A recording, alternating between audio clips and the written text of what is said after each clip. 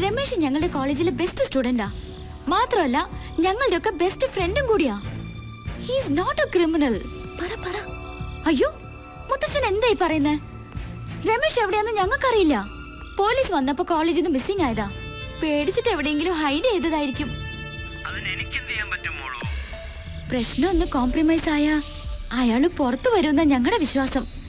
മാത്രമല്ല പോലീസുകാരുടെ കൈ കിട്ടിയ അയാളുടെ പൊടി പോലും വെച്ചേക്കില്ല മുത്തശ്ശ.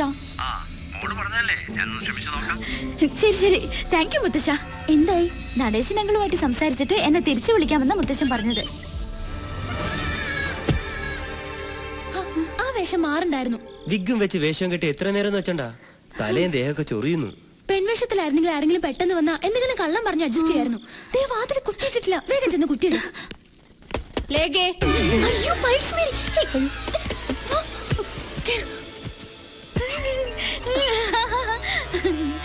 എന്താ രണ്ടുപേരുടെ മുഖത്തൊരു പരിഭ്രമം? അങ്ങനെയൊന്നുമില്ല മാഡം, ഞങ്ങൾ രണ്ടുപേരും സീരിയസ് ആയിട്ട് ഒരു മാറ്റർ സംസാരിക്കായിരുന്നു. അല്ല, ഇനി ആ ഇടിയാൻ കർത്താവ് പറഞ്ഞ പോലെ ആ ചെറുക്കനെ ഞാൻ ഇതിനകത്ത് ഒളിപ്പിച്ച് വെച്ചിട്ടുണ്ടോ? ഞങ്ങളോ? മാഡത്തിന് ഞങ്ങളെ വിശ്വാസമല്ലേ? വിശ്വാസമില്ല എന്നിട്ടല്ല, ഇപ്പോഴത്തെ പെൺപിള്ളേരുടെ കാര്യല്ലേ. അപ്പൊ മാഡത്തിന് ഞങ്ങളെ സംശയമുണ്ട്. എങ്കിൽ മാഡം ഞങ്ങളുടെ റൂം എല്ലാം ചെക്ക് ചെയ്യണം. ചെക്ക് ചെയ്തേ പറ്റൂ. വേണ്ട, ചെക്ക് ചെയ്യേണ്ട കാര്യമൊന്നുമില്ല. ഈ മേരി പയസിന്റെ കണ്ണു വെട്ടിച്ച് ഒരു പൂച്ച കുഞ്ഞിനെ പോലും ഈ ഹോസ്റ്റലിനകത്ത് ഒളിപ്പിച്ചു വെക്കാൻ ധൈര്യമുള്ള ഒറ്റ അവളുമാരും ഇന്നോളം ജനിച്ചിട്ടില്ല. I am proud of it. അത് ശരിയാ. ആ, നിങ്ങളോട് പറയാൻ വന്ന കാര്യം ഞാൻ പറഞ്ഞില്ലല്ലോ. എന്താ മാഡം? ആ രമേശിന്റെ വീടിന് നേരെ നടേശ മിനിസ്റ്റർ പാർട്ടിക്കാര് കല്ലെറിയുകയും അവന്റെ അമ്മയെ കുറെ ചീത്ത വിളിക്കുകയും ചെയ്തു അത്രേ. അവരെ ഇപ്പൊ BP കൂടി സിറ്റി ഹോസ്പിറ്റലിൽ അഡ്മിറ്റ് ചെയ്തിരിക്കുകയാണ്. മാഡം ഇതെങ്ങനെ അറിഞ്ഞു? TV ന്യൂസിൽ പറഞ്ഞതാ. ഓർത്താ വലിയ കഷ്ടം അവരുടെ കാര്യം. പ്രസാദ് കൺസ്ട്രക്ഷൻസ് എന്ന് പറഞ്ഞാ എന്തൊരു വലിയ കമ്പനിയായിരുന്നു. ബെൻസ് കാറും കൊട്ടാരം പോലത്തെ വീടും ഒക്കെ ഉണ്ടായിരുന്നവരാ. പക്ഷെ ആരും അങ്ങനെ ബിസിനസ്സിൽ ചതിച്ചു. അവസാനം കടം കയറി കേസും ജപ്തിയൊക്കെ ആയപ്പോ പാവം സൂയിസൈഡ് ചെയ്തു. ഏതായാലും ആ TV ന്യൂസ് കേട്ടത് പിന്നെ ആകെ ടെൻഷനായി. ഇന്നിനിപ്പോ കിടന്നുറങ്ങാൻ പറ്റും തോന്നില്ല. നിങ്ങൾ കിടന്നോ?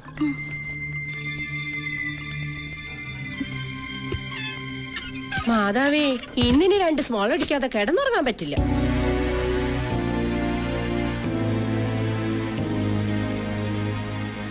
എനിക്ക് എന്റെ അമ്മ ഉടനെ കാണണം. ദയവേദി നിങ്ങൾ എന്നെ സഹായിക്കണം. മുത്തച്ഛൻ ആ മിനിസ്റ്ററുമായി സംസാരിച്ചിട്ട് ഉടനെ തിരിച്ചു വിളിക്കാമെന്ന് എന്നോട് പറഞ്ഞത്. എന്തെങ്കിലും ഒരു തീരുമാനമായിട്ട് നമുക്ക് പോകാം. ശരിയാ, ഇപ്പൊ സിറ്റിയിലേക്ക് ഇറങ്ങുന്ന റിസ്ക്. എന്നെ പോലീസ് പിടിച്ചോട്ടെ, പക്ഷെ എനിക്ക് എന്റെ അമ്മയെ കണ്ടേ പറ്റൂ. രമേശ്, ഡോണ്ട് ബി സിലി. പോലീസിന്റെ കയ്യിലെങ്ങാനും നിന്നെ കിട്ടിയാലുള്ള അവസ്ഥ അറിയാലോ. എന്തായി മുത്തശ്ശ? ഹേയ്, ഒരു രക്ഷയില്ല മോളൂ. അവൻ അവന്റെ ബംഗ്ലാവിൽ ഒഴിച്ചിലും പിടിച്ചിലുമായിട്ടൊക്കെ ഇരിക്കുക.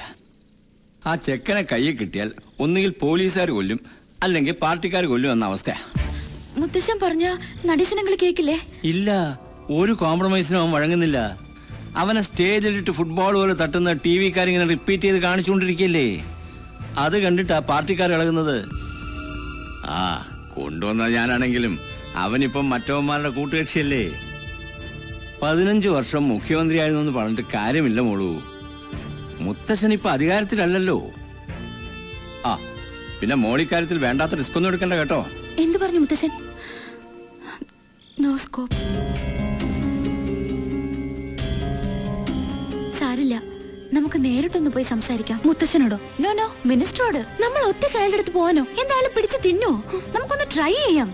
ഏതായാലും ഈ പ്രശ്നം തീരാതെ രമേശ് ഇവിടുന്ന് വെളിയിലിറങ്ങിയ ശവം പോലെ അവന്മാര് തിരിച്ചു തരില്ല. മാത്രമല്ല, നമുക്ക് എത്ര സമയം രമേശിനെ ഇവിടെ ഒളിപ്പിക്കാൻ പറ്റും? എന്നാലും നീ എന്തേ പറയുന്നേ? ഈ സമയത്ത് പോയി മിനിസ്റ്ററെ കാണാന്ന് പറഞ്ഞ ഗൾഫ് കുഞ്ഞ് അധികം തലപോയിക്കണ്ട. നടേശൻ അങ്ങളെ ഞാൻ ചെറുപ്പം മുതലേ അറിയുന്നതാ. അതുകൊണ്ടാ ഒന്ന് ശ്രമിക്കാന്ന് പറഞ്ഞു. അതിനിപ്പോ അയാൾ എവിടെന്ന് വെച്ചാ? അയാള് മന്ത്രിമന്ദിരത്തിൽ ഒഴിച്ചിലും തിരുമലായിട്ടൊക്കെ ഇരിക്കല്ലേ. അത്രയ്ക്ക് ജോറായിട്ടല്ലേ ഇയാളെ കൊടുത്തത്. ദേ, രണ്ടും കൽപ്പിച്ച് ഞങ്ങൾ പോയി ട്രൈ ചെയ്യാം. ഈ ഒറ്റ രാത്രി കൊണ്ട് പ്രശ്നങ്ങളൊക്കെ തീർക്കാനാ. വെളിയിന്ന് പൂട്ടി താക്കോല് വാതിലിന്റെ മുകളിൽ വെച്ചേക്കാം. ഞങ്ങൾ വരുന്നത് വരെ അകത്തുനിന്ന് ഒരു ശബ്ദം പോലും ഉണ്ടാക്കരുത്. ജൂലി, നീ വേഗം റെഡിയാവും.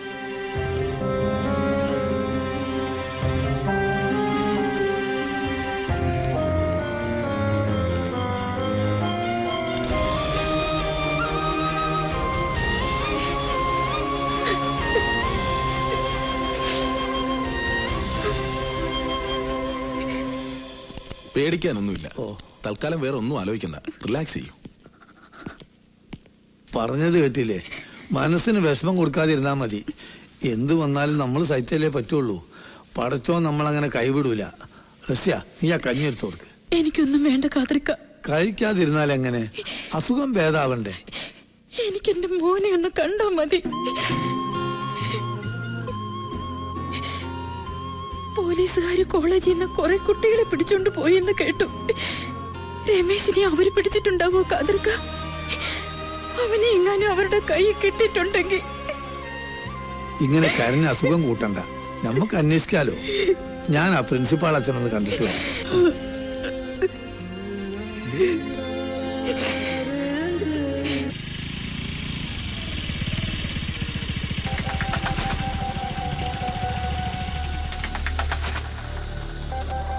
ഹലോ, ഇതാര് ലേക്കുഞ്ഞോ? ഇതെന്താ ഈ നേരത്തെ ഇവിടെ? നടേശനങ്ങളെ ഒന്ന് കാണാൻ വന്നതാ. ഒരു അത്യാവശ്യം ഉണ്ടായിരുന്നു. അയ്യോ, സാർ ഇവിടെ ഇല്ലല്ലോ. എവിടെ പോയി? വളരെ അർജന്റ് ആയിരുന്നു. മുത്തശ്ശൻ പറഞ്ഞു വിട്ടതാ. ലേഖക്കുഞ്ഞായതുകൊണ്ട് പറയാ. കോവളം റൂട്ടില് നടേശൻ സാറിന് ഒരു പേഴ്സണൽ ഗസ്റ്റ് ഹൗസ് ഉള്ളത് അറിയാലോ? ആ പെട്രോൾ ബങ്കിന്റെ എതിർവശത്ത്. അതെ അതെ, ഞാൻ പറഞ്ഞാണെന്ന് അറിയണ്ട കേട്ടോ. ഇല്ല ഇല്ല ഇല്ല. പടി. ഇനി ഇപ്പൊ അങ്ങേരെ കാണാൻ പോണോ? അങ്ങേരുടെ സൗന്ദര്യം കാണാനല്ല നമ്മൾ അവിടെ പോകുന്നത്. രമേശിനെ എങ്ങനെയെങ്കിലും രക്ഷിക്കാൻ കഴിയുമെന്ന് നോക്കാനാ. നീ വേ കേറ്.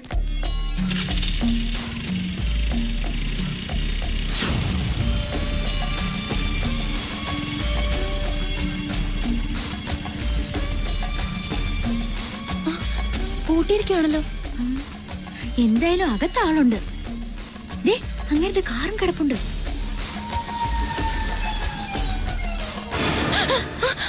ആളുകളില്ലാത്ത ബംഗ്ലാവിൽ പമ്മി നോക്കണെന്തിന്? ഞങ്ങള് മിനിസ്റ്ററെ കാണാൻ വന്നതാ. മിനിസ്റ്റർ ഇവിടെ ഇല്ലല്ലോ. ഞങ്ങൾ മിനിസ്റ്റർ വിളിച്ചിട്ട് വന്നതാ. തന്നെ ഇത് നേരത്തെ പറയാത്തത്? ഞാൻ വാച്ചറാണ് വേലായുധേ. ഇതൊന്ന് പിടിക്ക്. വന്നിട്ട് തോന്നുന്നേരായ? ഇപ്പൊ വന്നേ ഉള്ളൂ.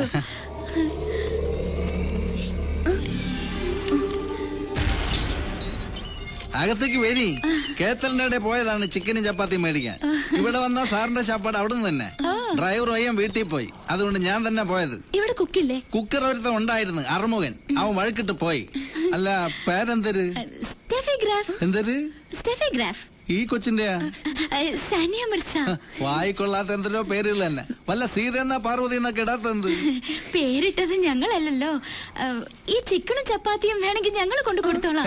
വേണ്ട വേണ്ട, എന്റെ പണികൾ നിങ്ങൾ ചെയ്യണെന്തിന്? ഞങ്ങൾക്ക് മിനിസ്റ്ററോട് രഹസ്യമായിട്ട് കുറച്ച് സംസാരിക്കാനുണ്ടായിരുന്നു. തന്നെ തന്നെ മനസ്സിലായി. എന്നാ കൊണ്ട് കൊടു. സാറിന്റെ വായി എന്നെ പള്ളി കേൾപ്പിക്കല്ലേ? അതൊക്കെ ഞങ്ങൾ ഏറ്റു. സാറിങ്ങോട്ട് വന്ന് കേറിയ മുട്ടായി ഭരണികൾ പൊട്ടിയ മാതിരി തുരുതുരാന്ന് ഓരോന്ന് വന്ന് കേറിക്കൊള്ളും. വാതില് തുറന്ന് തന്നെ കിടക്കുന്നത് തള്ളി കേറിക്കൊള്ളി. നടേശൻ സാറിന്റെ തലയെ വരച്ചത് ബാക്കിയുള്ളവന്റെ ഊരെ വരച്ചിരുന്നെങ്കിൽ എന്നെ രക്ഷപ്പെട്ടു പോയേനെ. ഇവന്മാർക്കൊക്കെ കാവലിരിക്കാൻ തന്നെ നമ്മുടെ ഒക്കെ വിധി. ശ്രീപത്മനാഭ,